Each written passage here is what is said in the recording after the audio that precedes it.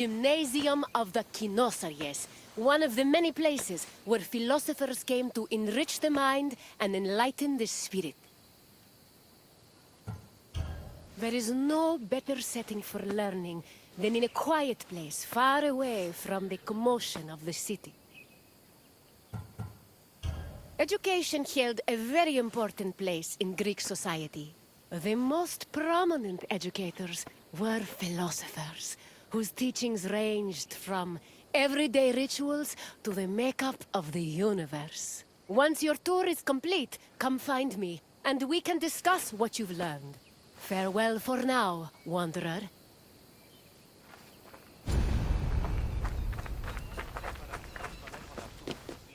Philosophy comes from the Greek word philosophia, or love of wisdom. This concept was in direct contrast with philochromatia, love of money, and philotimia, love of honor. As of the second half of the 5th century BCE, Athens was known as Greece's capital of philosophy. Due to the rise of democracy, there was an increasing need for education beyond the basic subjects of elementary school.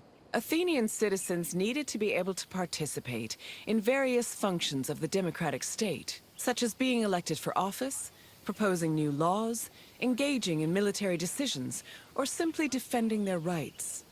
Athens had no official school buildings for higher education. Sophists and philosophers taught either in private homes or in public spaces like the theater. To recruit young pupils for long-term curricula, they also held classes in gymnasia, where young Athenians underwent physical training. The Cynosarges was a sanctuary to Heracles, located in the south suburb of Athens. At the beginning of the 4th century BCE, Antisthenes used this sanctuary as a teaching spot for his school of philosophy, the aptly named Cynicism. Allowed to involve themselves in the Athenian democratic process. However, to truly influence the flow of politics, their speech and rhetoric skills had to be impeccable. As a result, many sophists taught subjects like logic, reason, and eloquence. These were meant to help students achieve arete, or excellence. But this specific concept of excellence was often challenged, especially by other philosophers. For example, Plato, Socrates, and Isocrates preferred a more moral approach and argued that rhetoric should be used as a means to serve the greater good. Socrates and Plato went even further, declaring that philosophy and wisdom were not only useful tools, but also ethical virtues. Greek philosophy was multidisciplinary in nature. In addition to wisdom and logic, philosophers also studied and taught math, geometry, music theory, and even medicine.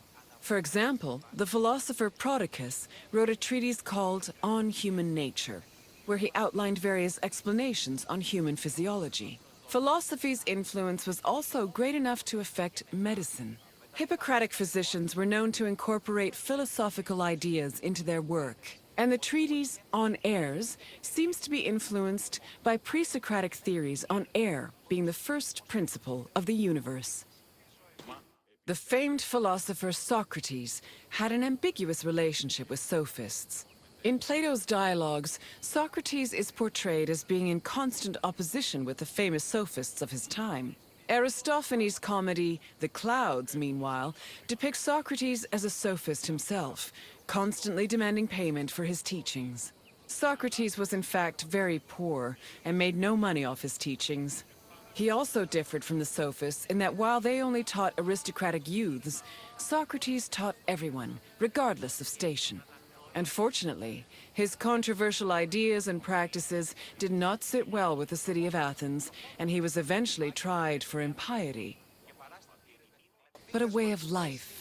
According to philosopher Pierre Hadot, his ancient counterparts had a daily regime of spiritual exercises to combat their passions, doubts, and illusory beliefs. These exercises included meditation on death, contemplation of nature, or speaking with a friend or mentor. Philosophers also followed specific dress codes and diets. They were also part of a community of masters and students. These communities were created and strengthened in schools. Plato founded such a school in the early 4th century BCE, when he purchased a property in a grove just outside of Athens. The school was designed to groom students into philosopher citizens who could eventually rule the city in a measured and fair manner. It followed its own rules and was open to both male and female disciples. I can tell by the crease in your brow that you're already puzzling over the new things you've learned. Don't be embarrassed. Even the wisest among us need to ask questions before they search for answers. Is there anything else? Arcadia, home of shepherds, sheep, and manure. I recently made an offer to buy some nearby farmland. Unfortunately, the owner refused, based on completely unsubstantiated rumors that I once burned down 3 farms in Kos. Can you believe it? I've never burned down a farm in my life.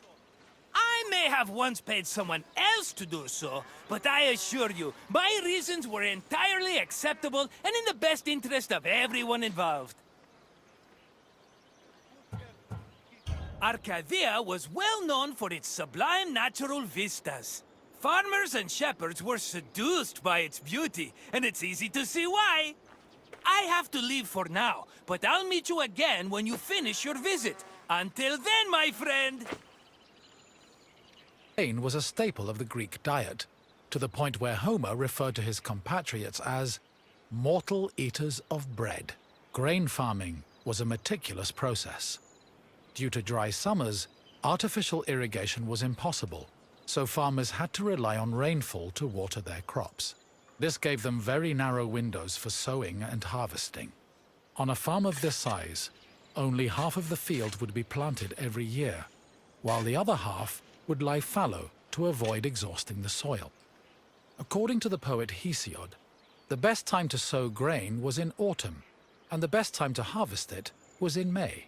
Fortunately, if farmers missed their opportunity, they also had a chance to plant millet in the spring. The land needed to be plowed a total of 3 times, once in the spring to remove weeds, again in the summer to aerate the soil, and a final time in the winter to plant the seeds in the moist earth. The plough was pulled by 2 oxen, while the sowing of seeds was done by hand. After the seeds were planted, a boy turned the soil with a hoe to protect them from hungry birds. Once the sowing was finished, the farmers waited for winter rains to irrigate the field. They also prayed to the goddess of agriculture, Demeter, and her daughter Persephone, in the hopes of being favored with a bountiful harvest come springtime. Grain was harvested in the spring, using a curved knife called a sickle. With their backs to the wind, the reapers cut the plant stalks and left the sheaves behind before moving through the rest of the crop. Once the harvest was mowed, the sheaves were brought to the threshing floor.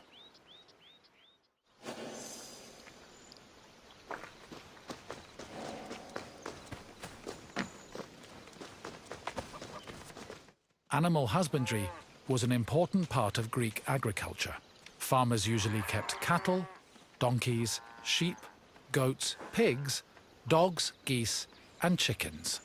The animals mostly fed in pastures, but could also eat some of the farm's harvested grain, as well as damaged fruit and residue from olive oil and wine production.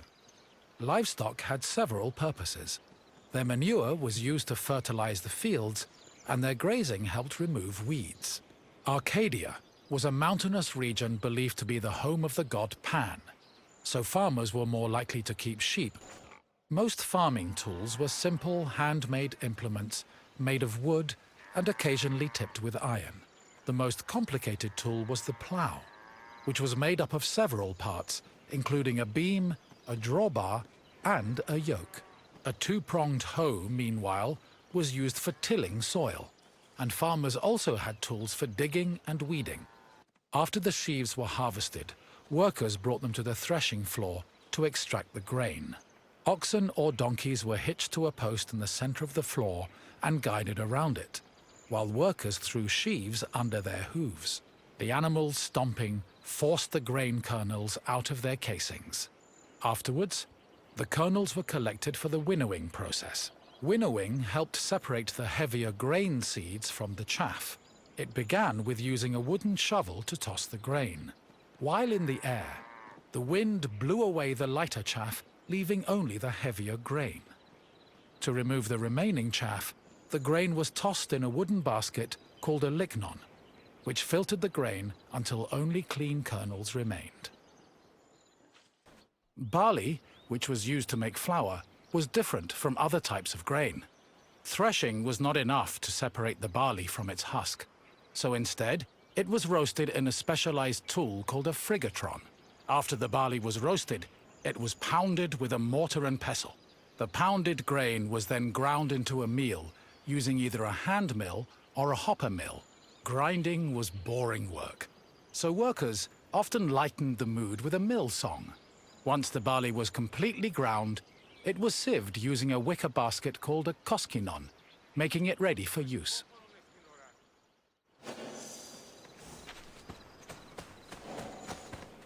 Grain storage areas needed to be dark, dry, cool, contained, and well ventilated to prevent the grain from spoiling. According to Hesiod, the preferred method of storing grain was in a pithos, the same container as Pandora's mythological box. Archaeological evidence suggests that Greeks may have also stored grain in small, walled structures woven from branches. Farms generally needed to store enough grain to sustain themselves for the year and seed corn for the next. Any surplus was either stored for a lean year or sold to markets for profit. Friend, good to see you again. You must feel hungry. I know I would, spending all that time watching farmers. Hello, Wanderer. May I introduce you to the Keramikos, the kiln that warms all of Athens' pottery. The art produced here is some of the most beautiful in the Greek world. I envy the potter's skills, though I'm not quite as envious of their clay-stained hands. It's bad for the nails.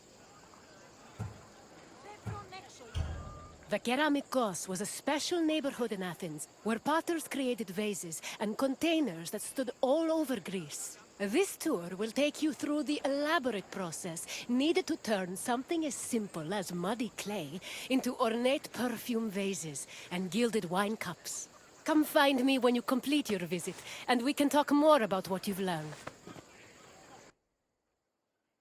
The Keramikos was a large, sprawling area northwest of Athens' Acropolis. While part of it was used as a graveyard, it was also dedicated to the creation of pottery. The Keramikos was so significant to the art form that its name lives on in the word ceramics.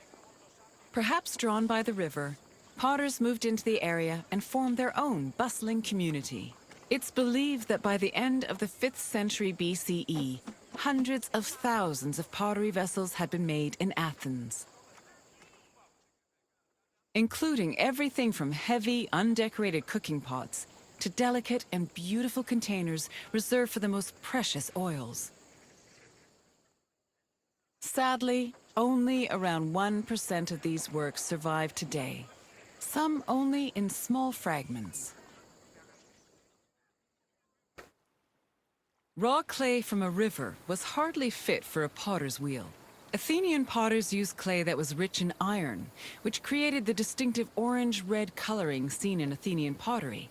But this high-quality clay needed to be handled carefully to avoid disasters in the kiln later on. The clay was first brought to settling beds, where it was mixed with water to wash out any organic debris like leaves. Once it was purified, workers kneaded the clay with their hands to push out air bubbles and create the texture necessary for a flawless finish. One of the goals of these early steps was to remove any impurities that could destroy a delicate design, or worse, render a vase unusable. Clay was cleaned. It was up to the potter to shape it into a vase by spinning it on a wheel or pressing it into a mold. Their choice depended on what shape they wanted for the vase, but they also considered the possible scope of its decoration. Potters did not work alone. A workshop might have had many people working together on different aspects of production. Potters collaborated with many different painters for decorating their creations. Some of these painters even became potters themselves. All in all, a single vase could be worked on by many different artists, with each one focusing on a different aspect of its design. For the lengthy and delicate firing process, the process had 3 stages: oxidation, reduction, and reoxidation. The main purpose of the firing process was to carefully manage the clay's exposure to oxygen. The chemical reactions caused by firing gave the pots their distinctive orange-red coloring. This also turned the designs made from the clay decoration slips glossy and black. The most difficult part of the firing process was managing the fires themselves. It required an enormous amount of skill and experience to properly judge the exact temperatures needed, and even the smallest mistake could ruin several hours of work.